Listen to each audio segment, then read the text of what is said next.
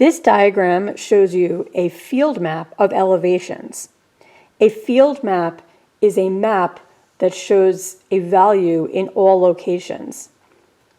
So you can make a field map using temperatures or elevations or the concentration of chemicals after a chemical spill. So when you think about a weather map, for example, there are temperatures everywhere on Earth. So with elevations, there are also elevations everywhere on Earth, whether it's above sea level, below sea level, at sea level. There is an elevation in every part of the Earth. So you can make a field map of elevations or temperatures, for example.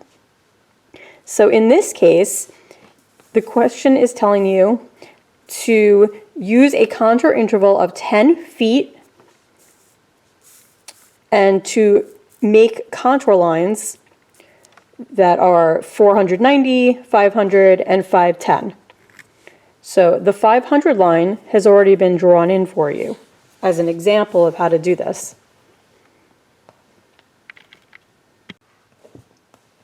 So when sketching in the contour lines, you are going to connect points of equal elevations. So the 500 line that is drawn in for you connects all of the parts of this field map where the elevations are 500.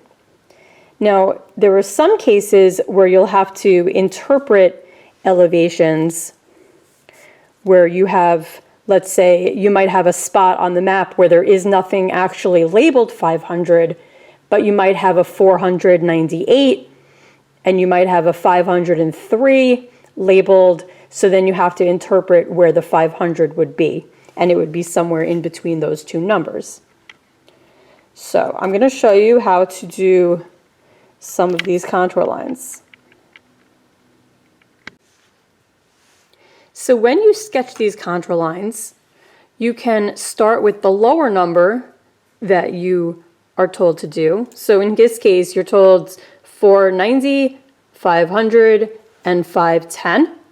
So I'm going to start with the lower number. That's just how I do it. Okay, so the 490 is over here. And you could see already there's this pattern set up. So this pattern of the 500 line shows you kind of the direction and the orientation that the other lines might be in. So the first thing I'm going to do is connect the 490 to the end of the map, like that. And then I'm just going to draw a little bit out, and then I'm going to see there's nothing that says 490 here. But this says 500, and that says 482. And then this says 492. So I am going to figure out that if this is 500 and that is 482, that 490 is probably somewhere in between there. Okay, you're using it like a number line. So if you had a number line between 500 and 482, 490 is going to go in between there somewhere. Okay, so I'm going to draw my line just like that. And then I see here is a 500, and that's a 482. So I'm just going to make my line for the 490. Go somewhere in that direction. And then here is a 492, and that is a 500. So when you count between 492 and 500, the 490 is actually going to be on the other side. So that's pretty much how you would draw the 490 line. And then I like to label it. Okay, so then the next line it tells us to do is the 500, which is already done. So now we'll skip to the 510 line.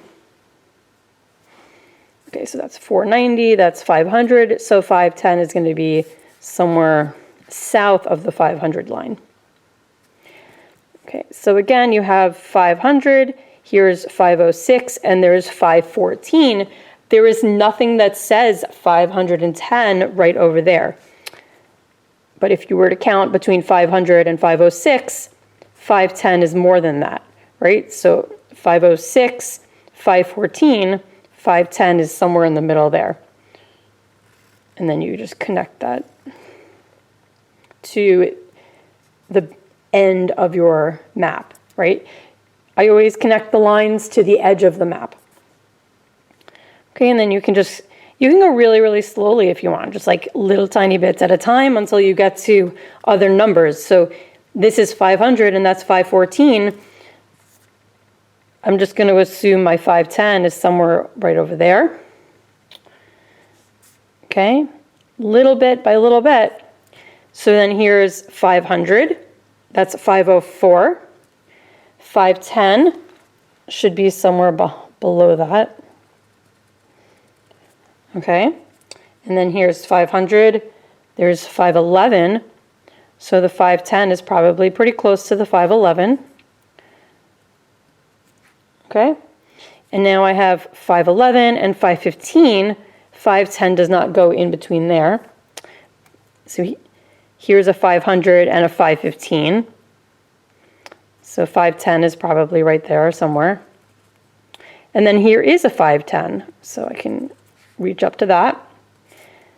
And then I could just kind of go across like this and follow the pattern of the 500 line and just assume that the line kind of goes like that, curves off, and touches the end.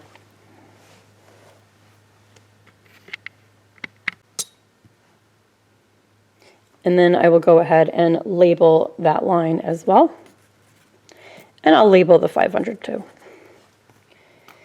So now I have constructed a contour map on this field map where all we had was points with their elevations labeled. And now we have constructed a contour map using those elevations. So I also want to add that this is an alternative way of answering this. So when you look over here, the 490 line does go over there, but then if you see that this is 491, you can actually dip this line lower down here because that's 482 and that's 491. So the 490 line would go there and then dip across like that and then go back up. So this is another way of answering it.